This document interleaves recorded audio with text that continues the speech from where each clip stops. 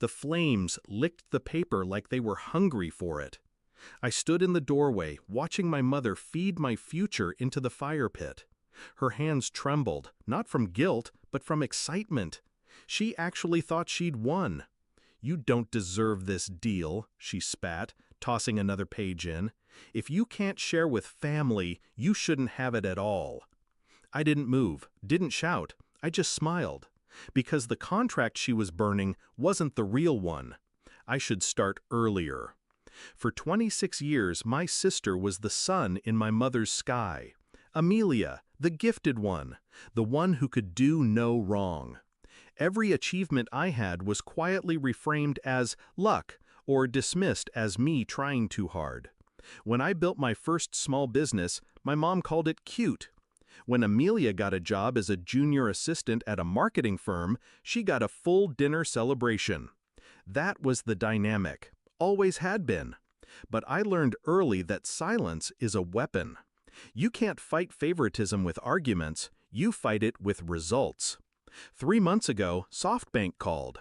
They'd been watching my AI startup for over a year. After weeks of negotiation, I landed a contract worth $3 million up front, with a performance clause that could take it to 10M. I didn't tell anyone until the ink dried, and even then, I only told my mom because she happened to overhear my call with my lawyer. That night, she came into my apartment with that faux sweet tone she uses when she wants something. "You should give Amelia some of that," she said, pouring herself wine from my fridge like she owned the place.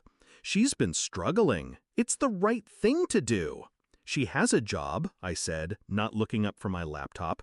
"She's family," she snapped. "You can't just hoard money when your sister's drowning in student loans. It's my money. I earned it." Her lips thinned. "If you won't share, you'll regret it." The signs came fast after that. I caught her in my office rifling through my desk drawers.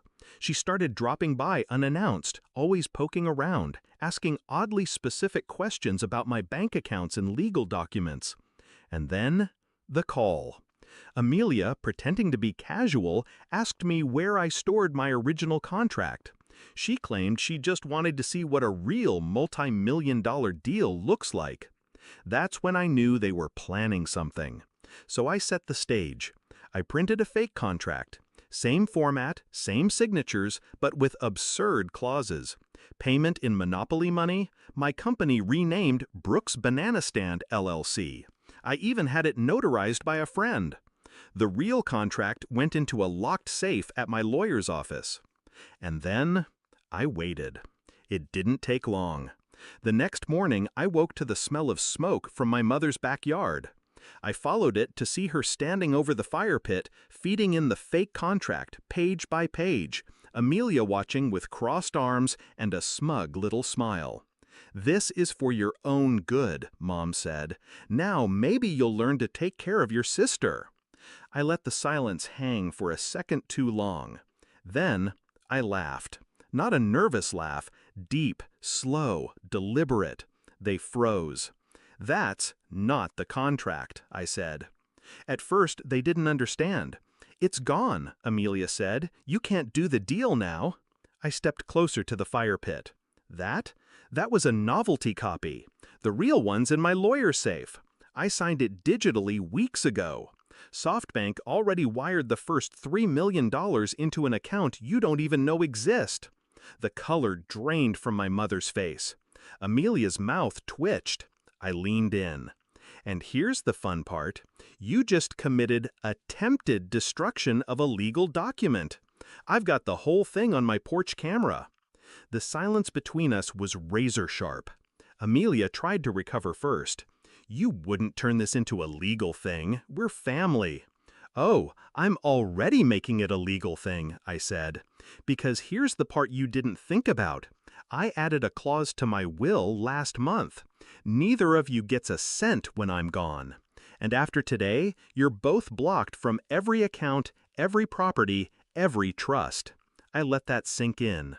"Congratulations, you've managed to burn more than a fake contract. You've burned your last bridge to me." I walked away while they were still standing there, ash drifting around them like the ghosts of what they thought they could take from me.